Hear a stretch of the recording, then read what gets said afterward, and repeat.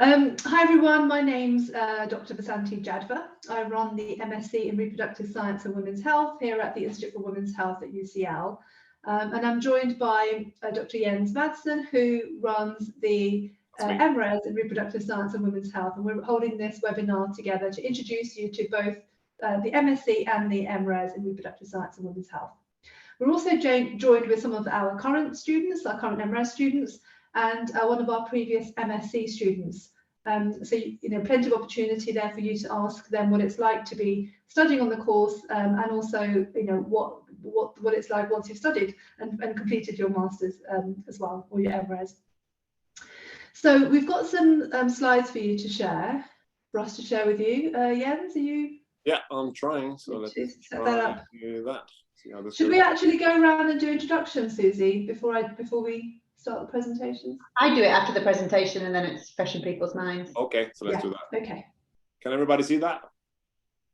Yeah. Okay. Good. Okay, great. So if you can move to the next slide, Jens. Yes, okay. Thanks a lot. Like I said to you, we're going to be speaking about the MSc and the MRes in Reproductive Science and Women's Health. And I'm also delighted that Dr. Suzy Buckley is joining us here today, and she's the Joint Director of Education here at the Institute. Slide 2. So why come to UCL to study? I'll just mention a few points. So UCL was founded on the belief that education should be available to all who could benefit from it. An idea that was pretty much unheard of in 1826. So UCL was actually the first in England to welcome students of any religion or social background. And it was also the first in England to welcome women to university education, as well as the first in teaching English, German, chemistry and engineering. Next slide, Jens. Yes. So as I'm sure you know, UCL is one of the top universities in the world. So we're consistently placed in the global top 20 in a wide range of world rankings. UCL offers a connected curriculum, and what that means is that research is at the core of its education strategy. So it values being able to facilitate connections between researchers and students, and enabling students to undertake world-class research and generate research activity of their own. Next slide. So UCL operates in a global context and is committed to excellence, innovation, and the promotion of global understanding in all its activities, whether that be in research, teaching, learning, enterprise, or community engagement. More than 14,000 staff and over 43,000 students are currently at UCL, and they represent people from over 150 countries. Next slide, Jens. Thank you. So, like I said, UCL is a global university, and our alumni community has over 300,000 members in 190 different countries. Next slide. So where does our Institute for Women's Health sit within UCL? Well, UCL is broken down into 4 schools, one of which is the School of Life and Medical Sciences, or SLMS for short. And within SLMS, there are 4 different faculties. And our Institute for Women's Health sits within the Faculty of Population Health Sciences, alongside a number of different institutes, which you can see on this slide. The Institute for Women's Health is itself split into 4 research departments: reproductive health, maternal and fetal medicine, women's cancer, and neonatology. This gives some idea of the wide range of research areas our staff and students are involved in, from sexual and reproductive health to gene transfer technologies in the fetus to women's cancer and neuroprotection in preterm infants. So you can see from here that there really is a wide range of research taking place at the Institute, and all our students do have the opportunity to meet a broad range of researchers working in all different aspects of women's health. The MSc and MRes in Women's Health is 2 of the 5 different courses that we offer at the Institute. During your studies here, you will get the opportunity to interact with students who are also studying some of the other courses, usually because you'll be sharing some of the modules that you'll be completing with other students on other MScs as well. So this is how the MSc is structured. You'll start with the introduction week and then the project and skills week, moving on to 8 taught modules, and then finishing with your research project, which will take place from June to September. The introduction and project week will introduce you to UCL and to the Institute.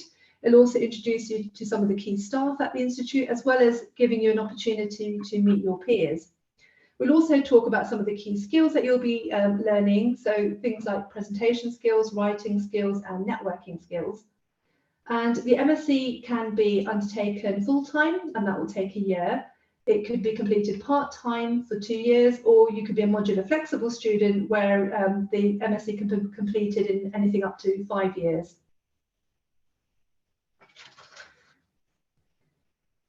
So this is how the modules are set for the MSc in Reproductive Science and Women's Health. This is the order in which the modules are run. So in term 1, you would complete 3 modules. In term 2, you'd complete 3 modules. In term 3, it will be 2 modules. And then from June to September, you'll be working full-time on your research project. Each module hosted at the Institute runs over 3 weeks. Very roughly, each module requires around 150 hours of study time. And that would include pre-reading your lectures, your tutorials, and preparing for and writing your assessment. So I'm now going to hand over to Jens, who'll talk you through the MRes. Thank you very much for that, Vasanti. Yeah, so mentioned my name is Jens Madsen. I'm the program director for the MRes program. And just, you can see here, this is the structure for the MRes program. And just like the MSc program, it's 180 credits. And again, we share the introduction week and the skills week. So that is the same across the programs.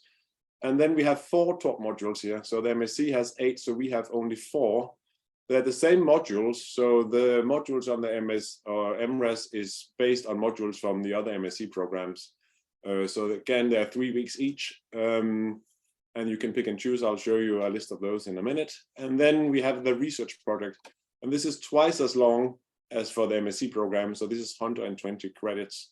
And then again, we also have some career sessions that is shared with the other programs as well. So it's across all the master programs. And just like the MSc program, you can do your MRes in 1 year. You can do it part-time in 2 years, or you can do modular flexible in 2 to 5 years as well. So here is the structure, and I just spent a bit of time on this because it's quite different between the MRes and the MSci. So the MSci is down here, and you can see this is a year, an academic year. You start in end of September or October, and it ends up here in August. So you have the introduction week and then your skills week, the first 2 weeks. And then if you're an MSci student, you have your 8 modules, and then you have your research project at the end.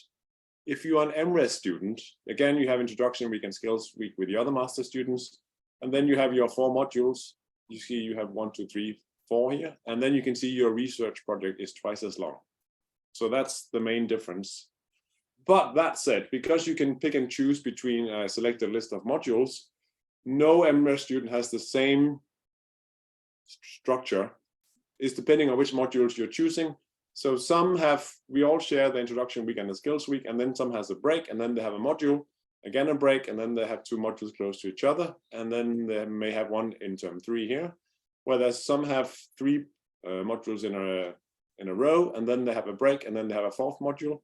You can also do the reverse, so you have an early module on, and then you have 3 later in the year.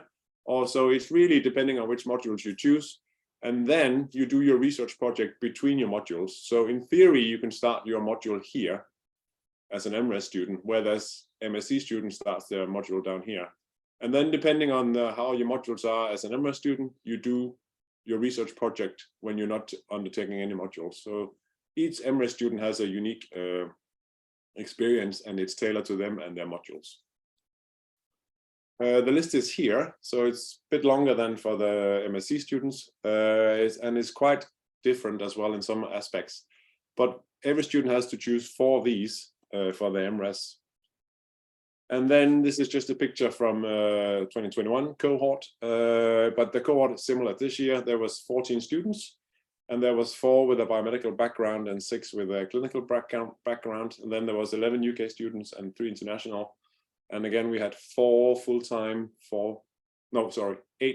students, 4 part-time, and 2 modular flexible.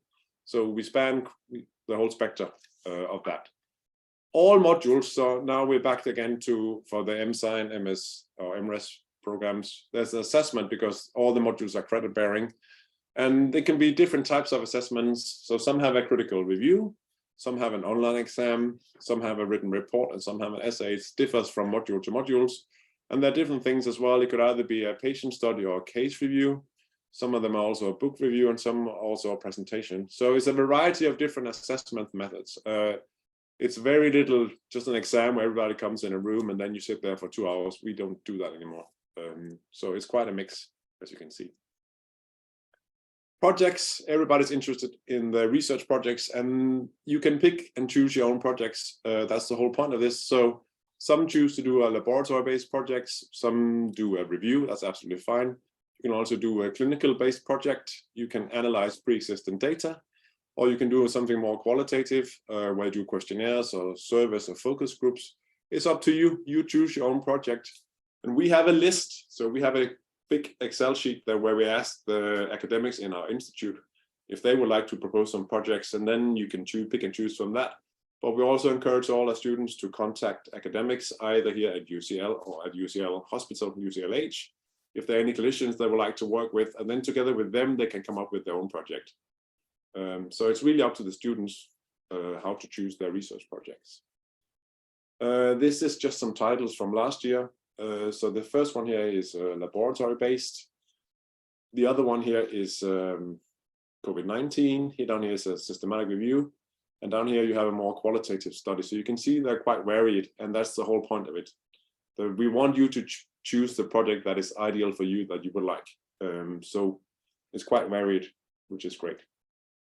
It spans, I'll just say, yeah, it highlights the diversity you saw with the Santi slides with the 4 different departments. So it's quite varied, which is great. Scattered along the whole year, we have some career sessions, as you can see here. So we have some people coming from outside coming in and talk about their experiences and what they think you should look out for. And it caters for both if you have a biomedical background or if you have a clinical background. And everybody are free to attend those, so please, please, please do. We also have people finish and then they, of course, they get a job. So here's some bit of that. So if you have a biomedical background, some of them will do a PhD, I should say, and most of the MRes students will go on and do a PhD. Some starts working for private industry. Some works for the National Health Service in England, so the NHS Trust, where they do scientific training programs, and then they can become an embryologist, etc., clinical scientist, for instance. They also work at the IVF units or in genetic diagnostics, so plenty of choice there. And if you have a clinical background, most of them returns to their clinical duties, and they use this to progress in their career or a promotion. And then finally, a bit about student support. We know it's a big task undertaking a master program, and there's a lot of support we have here. So we have directors of education here. We have one of the co-directors here, Suzy, today. We also have a departmental graduate tutor that you can talk to at any time. You have your program directors. So if you join one of those 2 programs here, you can talk to Vasanti if you're an MSc student. And if you join the MRes, you can talk to me. Each student also has a personal tutor that looks after them. So an allocated tutor you can talk to at any time. You can talk to your project supervisor. We have the education administrators as well, peer groups among the students themselves. And then, of course, we have the UCL Wellbeing and Support team, which is a huge team that can help with a lot of different things. And then again, we have the UCL Union. And we have all this in place to ensure that every student gets the support they need, and also the feedback if they want any.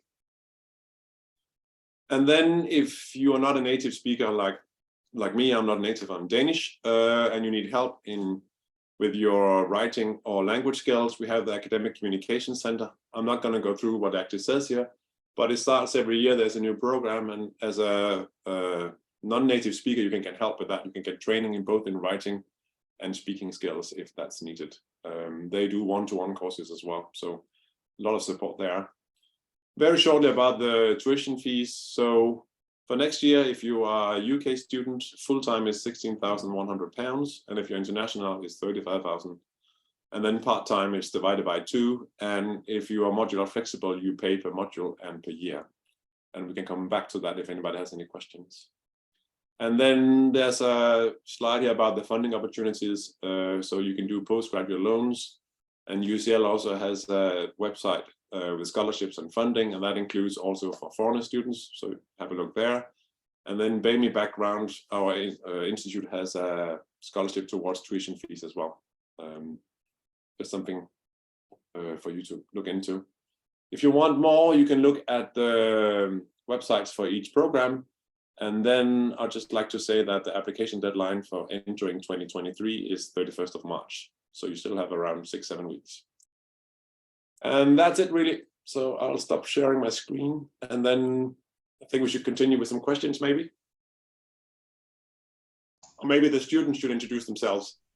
Yeah, I think the students and also Suzy might want to. Suzy, do you want to introduce yourself first?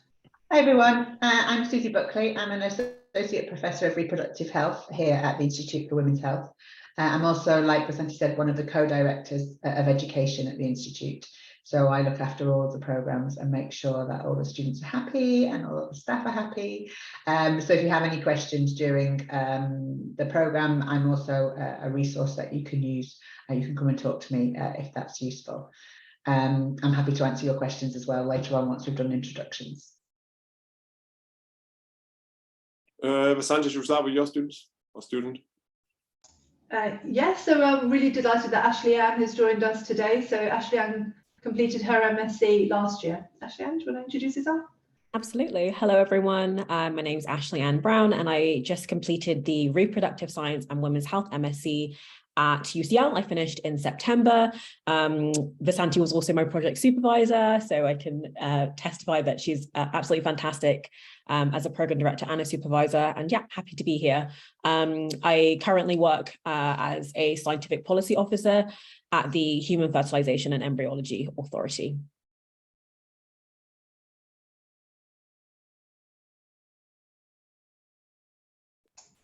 Do the other students want to introduce themselves? So Sheila?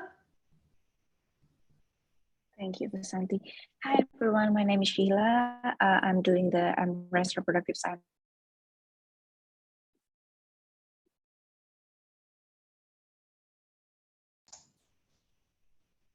So Sheila, can you just repeat that maybe? It looks like we have a connection issue. Okay, sorry. Hi, everyone. My name is Sheila. I'm from Indonesia. My background is You're falling out again, but Sheila has a medical background. Thank you for translating that. Yes, I'm a current student in MRes Reproductive Science and Women's Health. I'm doing my second module now. It's pregnancy and childbirth. Great, thank you. Mona, do you want to go next? Hi everyone, I'm Mona. I'm a junior doctor. I'm doing my MRes in Reproductive Science and Women's Health. And yeah, I can't think of anything else. I'm doing my project in the kind of sector of sexual and reproductive health as well. So yeah, excellent program. Jens is an amazing program director as well. Everyone's really supportive. Great, thank you. And Olivia? Hi, I'm also an MRes student. Jens is my program director. He's, again, I can attest, he's amazing for that and very communicative, very helpful with sorting out the program and everything.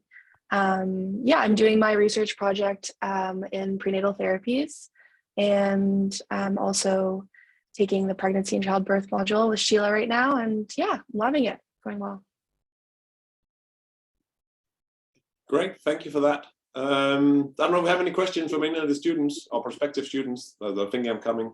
You can either turn your camera on and ask a question, or you can type the question into the chat maybe.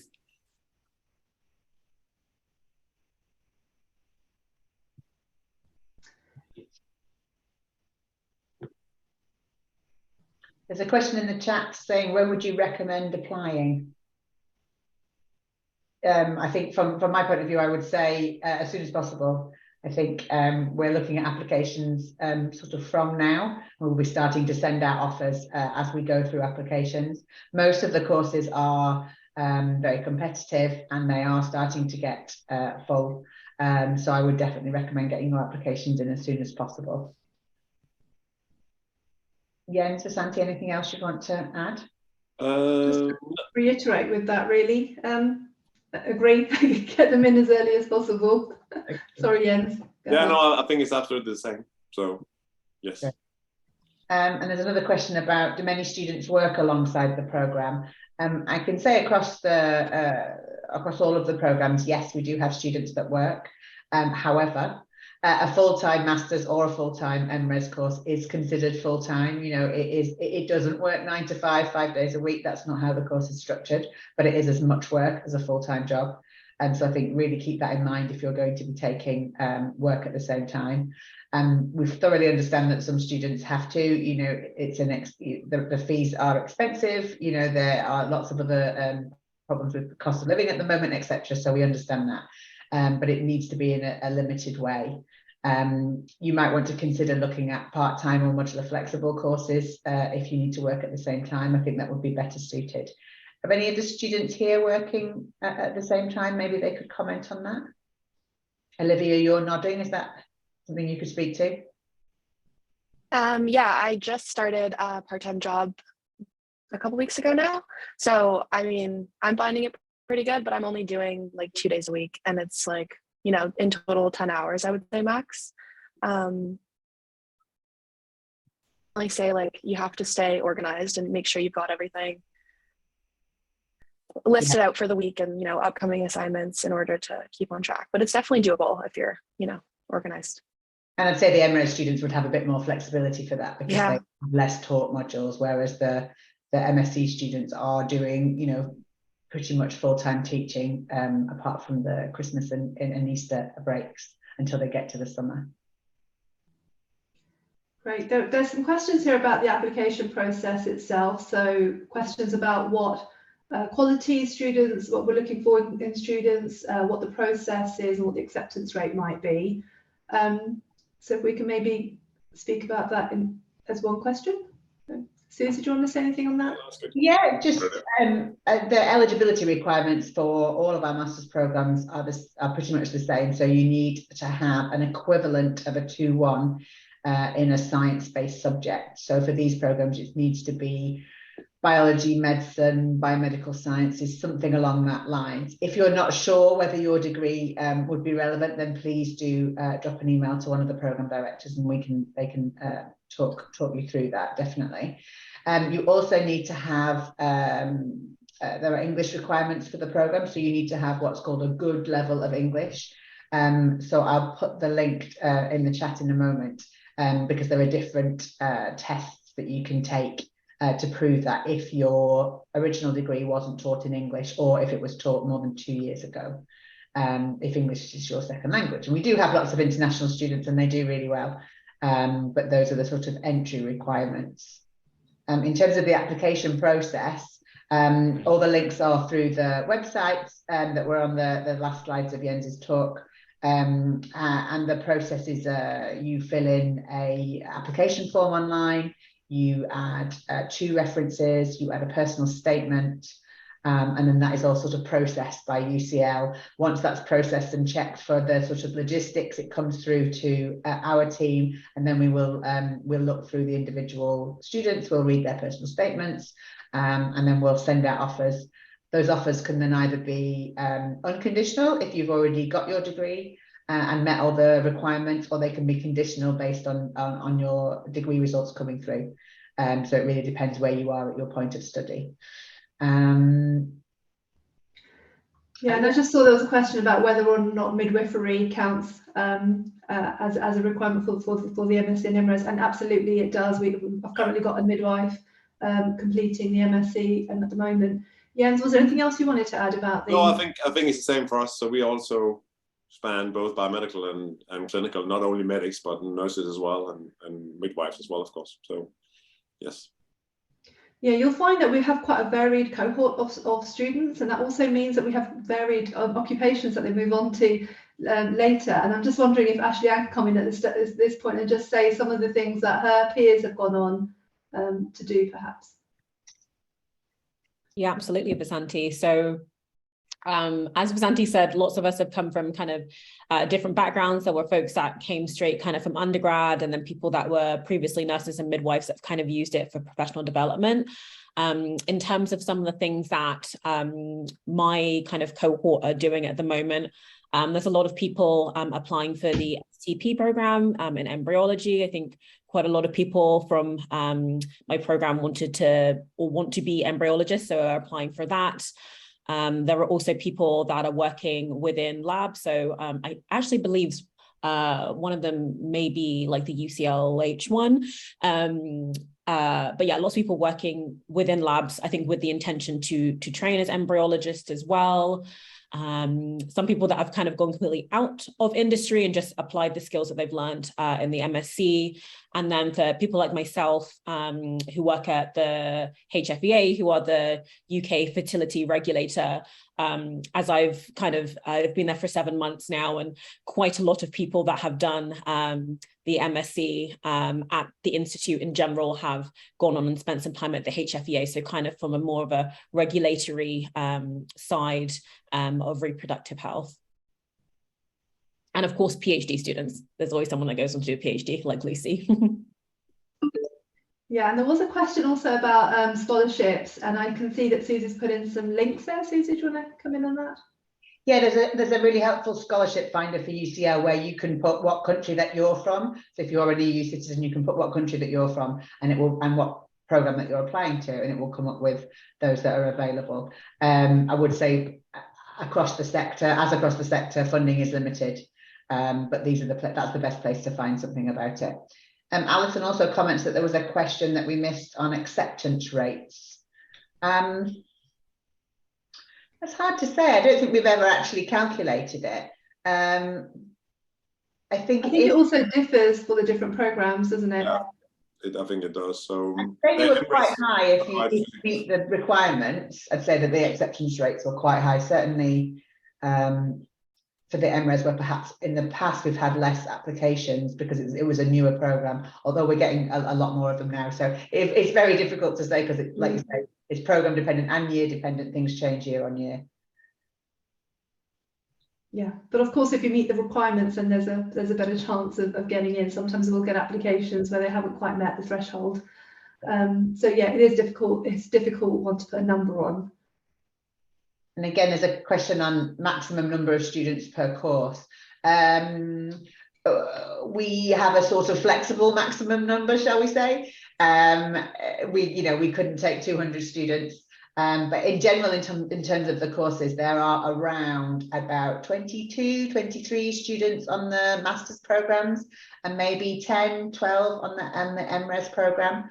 So they're not gigantic courses where you won't get to know everyone, etc. They're quite nice sizes, so there's enough students in them for there to be a good mixture of backgrounds. There's lots of healthy debate, different experiences, etc. But also they're small enough so that you get to know people in those groups. And across the program, you'll take different modules. So sometimes the modules will be just your cohort, so there'll be in the 20s students in the room, and sometimes you will be joined together with the prenatal genetics students or the women's health students. So there might be 50 students in a room. So it really depends on the module.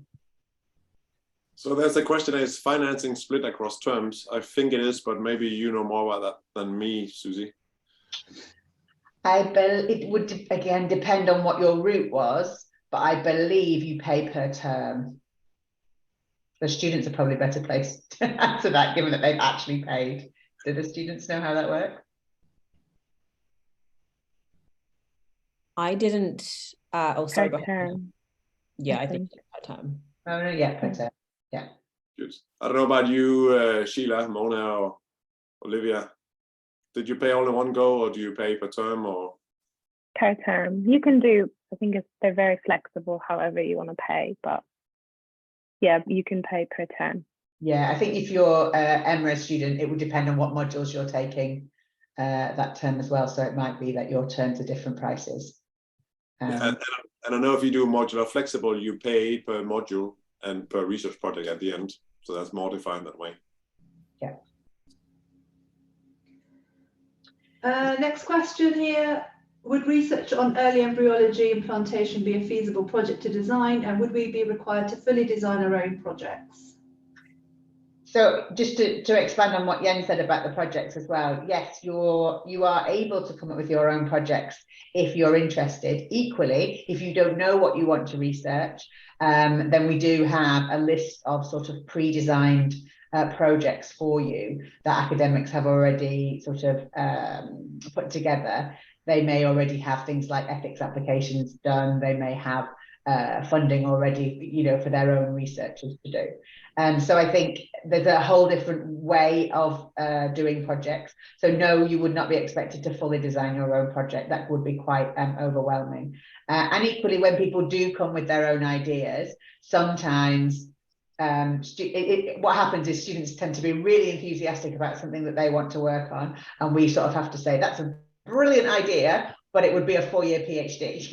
And what you need is a, you know, an MRes project or a master's project. So we do have to either, you know, hone their ideas a little bit, or, you know, pick a particular element that they might want to concentrate on. What's important is that you need to find a project supervisor that can give you the supervision that you'll need. So I can't say for definite that you'll be able to work on what you want, because it will depend on what the supervisor's capabilities are, and if we have somebody that can cover that topic. I would say that early embryology implantation, yes, is a feasible project to work on. What we would do is we would guide you through choosing, you know, finding a supervisor, or see if there were any projects in that area on the list that was provided at the beginning of term. We start those conversations off really early, so we start talking to you about that in the skills week at the beginning of your whole program, and then we ask master students to have a project sort of outlined by the Christmas break, and MRes students a little bit earlier, because they start work on their project sometimes from the very beginning, like Jens described. So again, it's slightly dependent, but normally students end up happy with what they're working on. I think they get engaged in the topics. Yeah, and on that note, Suzy, I was wondering if the students want to come in and talk about that at all, so about their project selections, or just how they found that process, and about kind of their projects more generally. Anyone want to come in on that? Yeah, I can talk about mine.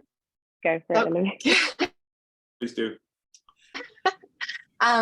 Yeah, so I when I was looking at the program, I think around this time last year, I was looking at the research project because I'm doing an MRes, so research was something that was my priority in addition to the modules. So I kind of looked at the different research supervisors that were a part of the Institute, and found one where I was like, oh, you know, or a couple that I was really interested in, and kind of sent off some emails to sort of see in advance, you know, like, could I do a project potentially with you, or these are my interests, like, and I would say all of the supervisors were really great about responding and sharing what they, you know, thought was feasible for the upcoming year.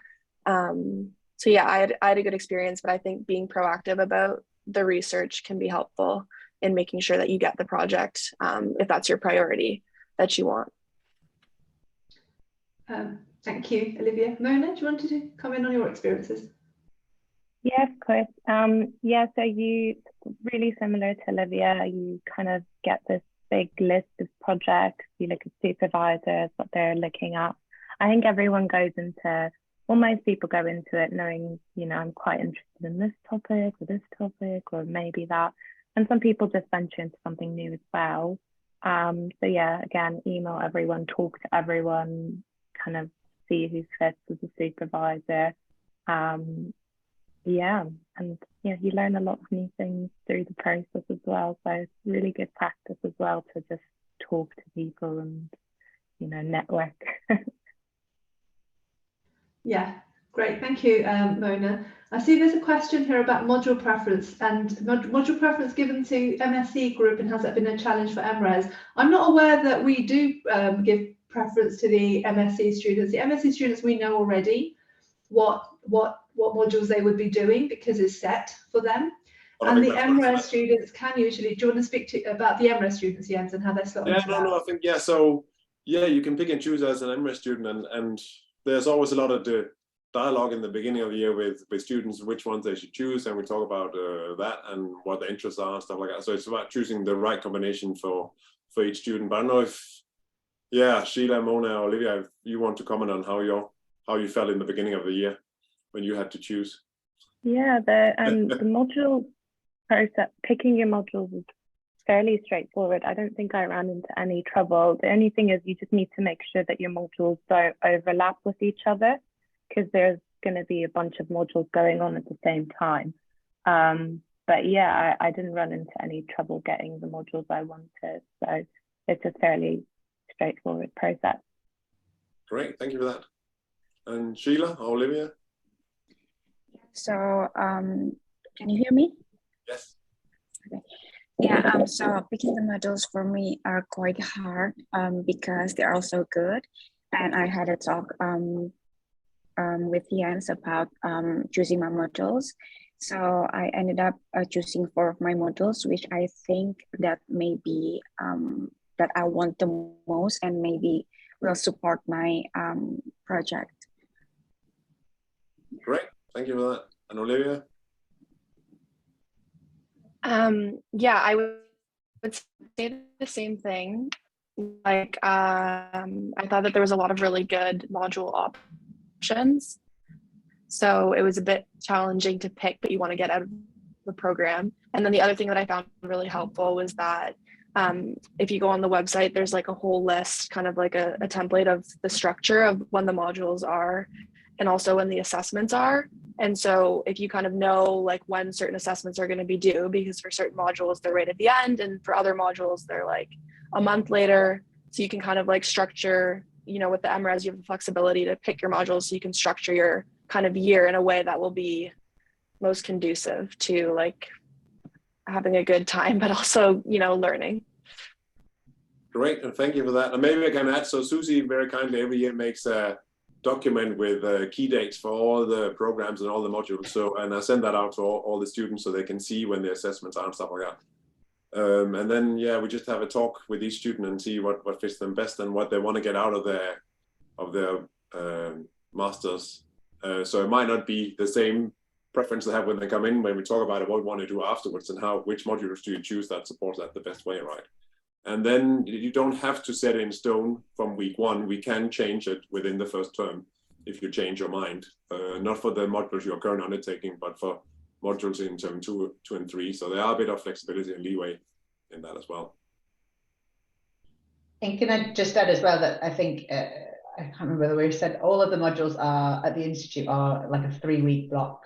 So regardless of whether you're taking the modules full-time or part-time or as an MSc student or an MRes student, is you take this 3-week block. Within that 3 weeks, there's normally 3 to 4 full days of teaching, so it is quite intensive. And I think one of the students mentioned earlier, sometimes the assessment will be within that 3 weeks and sometimes it will be sometime afterwards. So managing your time is important. The key dates document that Jens talked about isn't yet available on the website, just so that you don't spend ages looking for it. That's something that we put together over the summer, and then Jens would send out to students that have offers.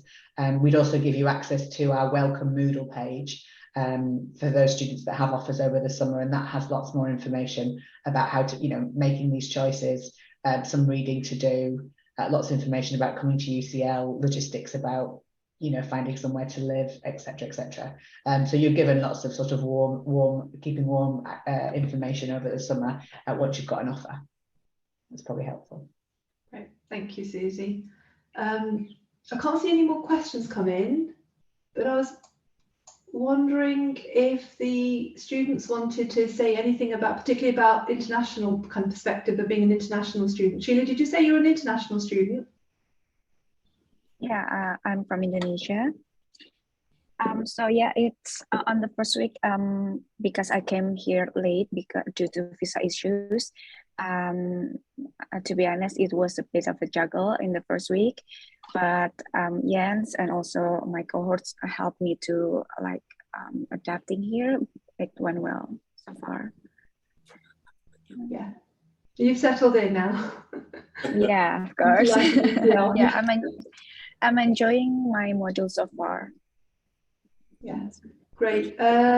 Question here, how much of the course is done virtually or in person? So this has changed and has been changing obviously with the pandemic, and as things with the pandemic have been changing as well. So currently we're running in-person MSEs, so you have to be here and you've got to be present for your lectures. Anybody else want to say anything about that? Suzy, do you want to come in on that? Or? To agree, yeah, it's very much a face-to-face course. We would expect students to be here. There is a 70% attendance expectation by UCL, the faculty and the institute.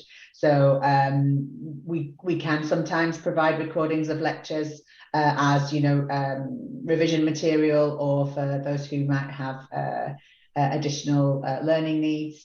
But really the course is delivered face-to-face. There may be, you know, readings to do on your own. There might be short videos to watch before you attend a lecture, and conversations, you know, around that. We have some of our pastoral meetings online. Perhaps you'll normally have weekly meetings with your program director. Some of those are taken online just for ease of timetabling, but the teaching elements are entirely face-to-face. And we expect that to be the same next year. Did you want to add anything to that, Jens? Or? No, I think, I mean, it's the same, right? So it's face-to-face mainly, and people do come and show up. Yes, so, and it's great. And I think students really value that as well, having that, you know, face-to-face contact. Speaking on behalf of the students, that you can disagree or agree. So, agree. And the next question is about where students live. So do most of them live in central London? Do one of the students want to speak about that? Because they'll know also where a lot of their peers are. Mona, do you want to come in on that?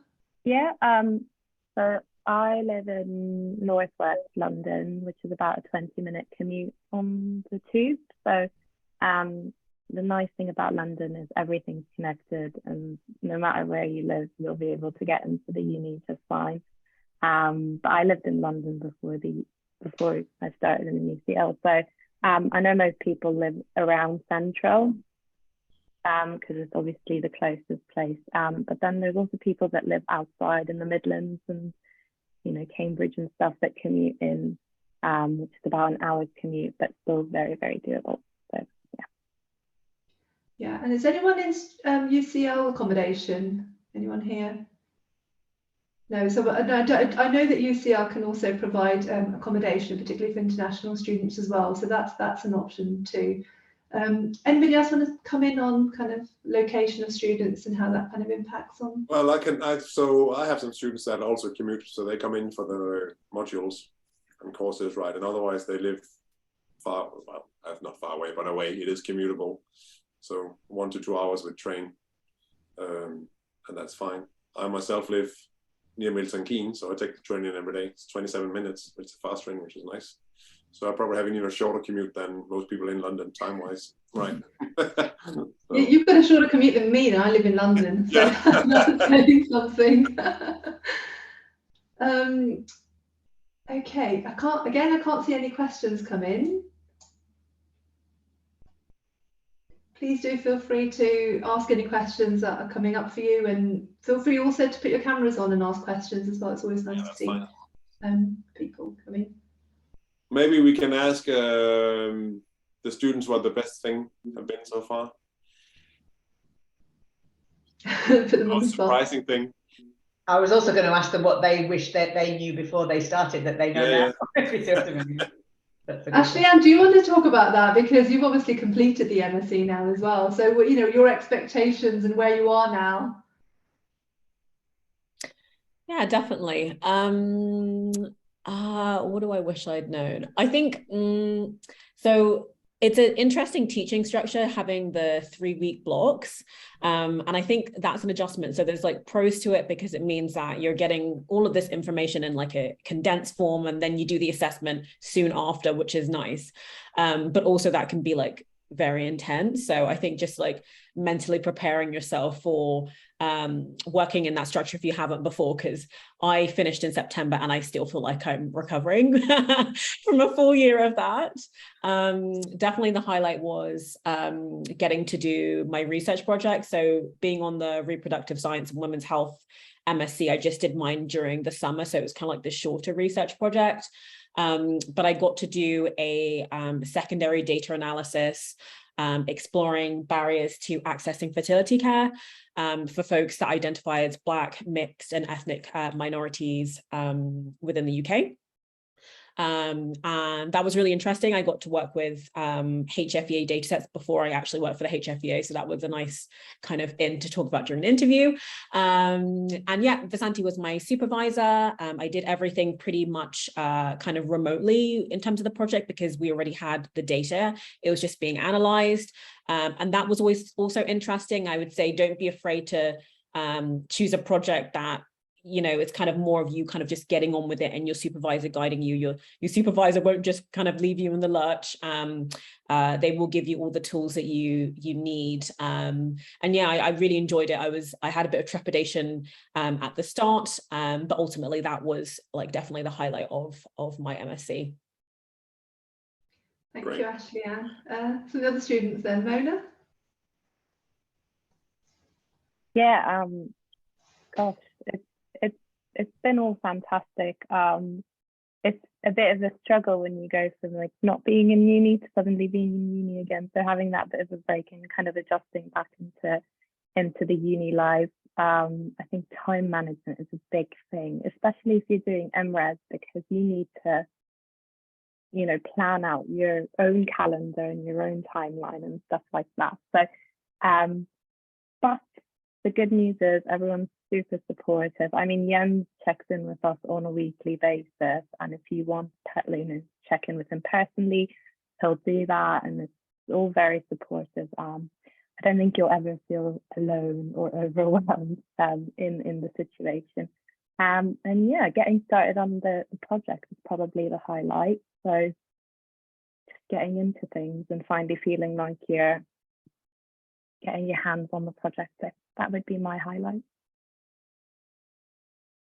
Good. Olivia, Sheila? Yeah, I think the thing that I wish I knew the most as an international student was to do with like living, so not as related to school, but I felt like there weren't a lot of websites that told you like the best places to live or student like hubs or things like that.